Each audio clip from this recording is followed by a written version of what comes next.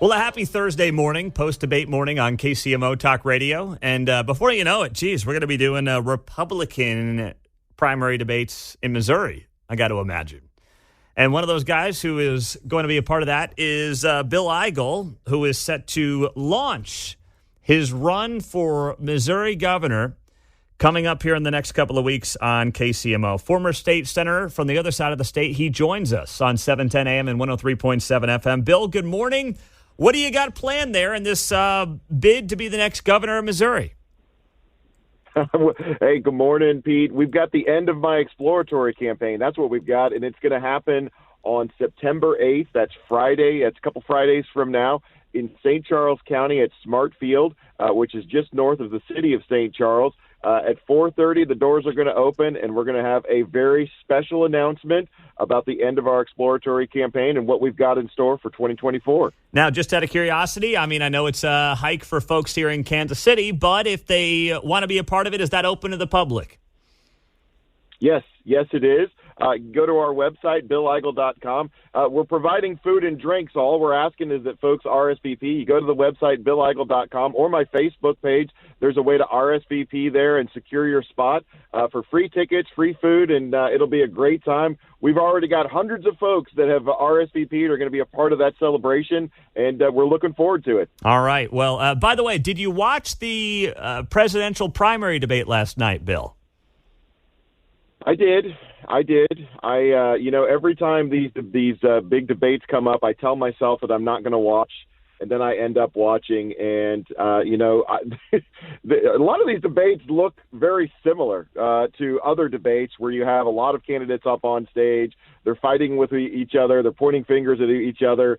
And I came away with the same impression that I had before I watched, and that is no matter who is the president next year and the year after, none of the solutions we need are going to come from Washington, D.C. They're not going to come from the power structure in D.C. We've got to focus on the things that we're doing at the state level so that Missouri is going to be strong no matter who's in the White House. Well, when you look at Missouri, of course, there are two big names already running for governor next year. Jay Ashcroft, of course, the Secretary of State, and Mike Kehoe, who is currently the lieutenant governor under Governor Parson. So what was missing? What is missing from this twosome that made you say, I've got to get in?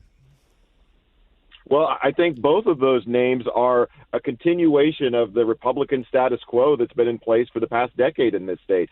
And the Republican status quo has been growing government. It has not been responsive to the needs of the people. And I think Republicans, when they wake up in the morning and they see other big red states doing the big red things and them not happening here in Missouri, the status quo, the Republican establishment is the reason why. In fact, we've talked about this before, Pete, but look what's going on in Jackson County right now in your area. Property taxes are out of control. They're going up 35% for residential homes in Jackson County right now. How disappointing must it have been for folks to wake up in the Kansas City area and see the great state of Texas pass an enormous tax cut on property because their governor, Greg Abbott, calls their legislature into a special session twice in a row until the Republicans get in line and cut their taxes. That's the kind of leadership we need in the state of Missouri. Mike Parson could interrupt this phone call right now with a special session to cut property taxes. I would hang up on you, Pete, and head down to Jefferson City to cut taxes, but he won't do it. Mike Kehoe is an extension of the Mike Parson policies that grow government, that make government bigger, and don't do any of those big Republican policies. As far as Jay Ashcroft is concerned, Jay Ashcroft is a generational status quo in Missouri politics. He's wrong on election integrity because he believes in the power of the machines, and he trusts these machines to count the votes in our election. He's wrong on protecting farmland because he's ready to sell Missouri farmland to overseas foreign entities. And the farmers that I'm meeting as I go around the state don't want anything to do with that policy. So I am convinced that folks are not looking in this war of ideas that we are in right now in our society, in our culture. Folks are not looking for more of the same. They're looking for somebody that's going to be kicking over the apple carts in Jefferson City and be that wartime governor that's going to take it straight to the status quo and deliver on the promises that they're too used to only hearing in campaign season. Well, you're right that people are getting absolutely screwed here. I mean, there are people who are worried about whether or not they can stay in their homes. And we also know that there has been, it's just been unbelievable. when you dig into some of what's going on here. You got 500 homes in Jackson County, Bill, that came in at the same exact appraisal number down to the dollar, and some of them are vacant lots at $356,270. You're telling me that a governor, you think Governor Parson would have the power to do something about that right now, and you're suggesting if you were governor, you would? Yeah, absolutely. He could call us into special session right now to reduce the assessment rate. The assessment rate, which on residential property is 19%, it's 33% on commercial property. That assessment rate is set at the state level. It's set under state code. So Mike Parson could call us into a special session, which I would do right now. Actually, I would have done it months ago if I were the governor. It'd be one of the first things that I addressed with the legislature. We would start reducing property taxes in this state. I would put additional restrictions on the growth of property taxes in this state. And, of course, you've heard me talk about this before. I'd get rid of personal property tax completely. Why are we paying rent to the government every December 1st for the crime of owning a car? All of the taxes in this state are too high. Every single one of them, from property taxes to personal property taxes to gas taxes to income taxes. We have never had a tax burden in this state that's as heavy and as broad as it is right now on the people of the state. And the cost is Missouri is stagnating. We're falling behind the Tennessees and the Floridas and the Texases of this country. And what did the establishment Republicans do? They grow government. In fact, I'll put this into perspective for you. Just the growth in our state revenues last year was $2 billion. Just the growth.